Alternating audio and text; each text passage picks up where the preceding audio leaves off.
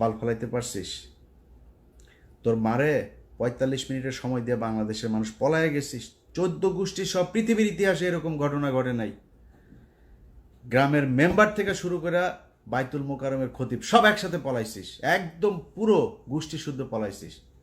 এই কথা তোদেরকে গত ৫ বছর অসংখ্যবার বলে এসছি। এমন একটা দিন আসবে পালানোর রাস্তা পাবি না। তোরা আওয়ামী লীগ করিস এটা কেউ বলতে পারবি না মুখ দিয়া।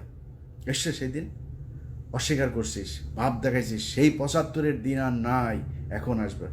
এখন তোদের এমন অবস্থা হয়েছে যে তোরা সারা দেশে, ভাই আমি আওয়ামী লীগ করি না, আমি জামাত করি, বিএনপি করি, মাফ করে দেন আমারে। এই অবস্থা হয়েছে না তোদের? বিএনপি, এই ইশরাক, এই যে এখন যিনি মেয়রের ইনিয়া যেটা চলছে, সেই এই ইশরাক তোদেরকে বলছিল যে পুলিশ ছাড়া মাঠে আয়, তোদেরকে ১ ঘন্টা সময় দেবে না বিএনপি। ১৫ বছর চেষ্টা চালাইছিস, বিএনপি ভাঙতে পারছিস? জামাতের শীর্ষ নেতাদের সব ফাঁসি দিছিস, ভাঙতে পারছিস? ২টা দলই স্ট্রং হয়েছে আগের চাইতে। কিন্তু তোদের ৭৫-এর পরে আওয়ামী লীগ বলার নাম মানুষ পাস নাই, ২৪ও পাচ্ছিস না। এটা তোদের ভবিষ্যৎ।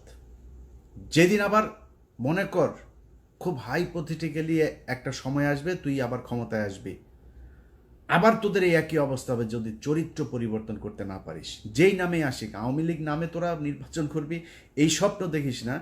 যেই নামে তোদের এই লোকগুলি তো থাকবে, এই লোকগুলির যদি আলাদা কোনো দল হয়, সেই দল থেকে ক্ষমতায় আসিস এবং এরকম করিস, এই আবার তোর আব্বার মতো আর তোর মার মতো অবস্থা হবে।